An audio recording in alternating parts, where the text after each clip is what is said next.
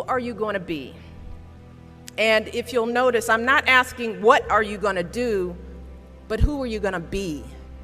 I'm asking you about how you plan to live your life every day. How are you going to respond when you don't get that job you had your heart set on? For all of you who are going to be teachers, what are you going to do if the students in your class next year just don't respond to your lessons? For all of you going into business, how will you react when your boss gives you a goal that feels way too high?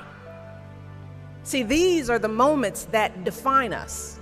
Not the day you get the promotion, not the day you win Teacher of the Year, but the times that force you to claw and scratch and fight just to get through the day. The moments when you get knocked down and you're wondering whether it's even worth it to get back up. See, those are the times when you've got to ask yourself, who am I going to be? And I want to be clear, this isn't just some vague platitude about building character.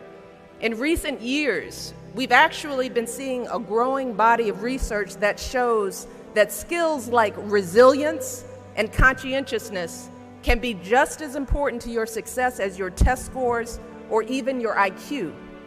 For instance, West Point cadets who scored high on things like grit and determination were more likely to complete basic training than those who ranked high on things like class rank, SAT scores, and physical fitness.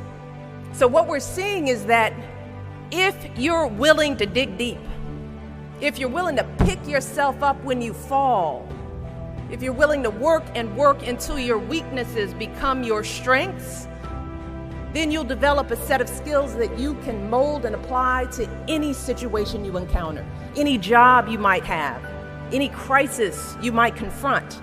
But you got to make that choice. And let me just share just a little secret before I end.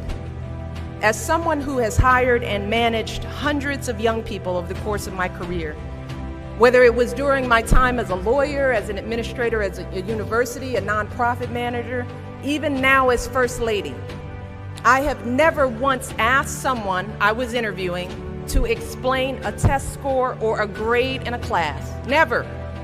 I have never once made a hire just because someone went to an Ivy League school instead of a state school. Never. What I have looked for is what kind of person you are. Are you a hard worker? Are you reliable? Are you open to other viewpoints? Have you stepped outside of your own self-interest to serve others? Have you found a way to serve our country, whether in uniform or in your community? Again and again, I have seen that those are the qualities that I want on my team, because those are the qualities that move our businesses and schools and our entire country forward. And just understand this. Those are the qualities that you all already embody.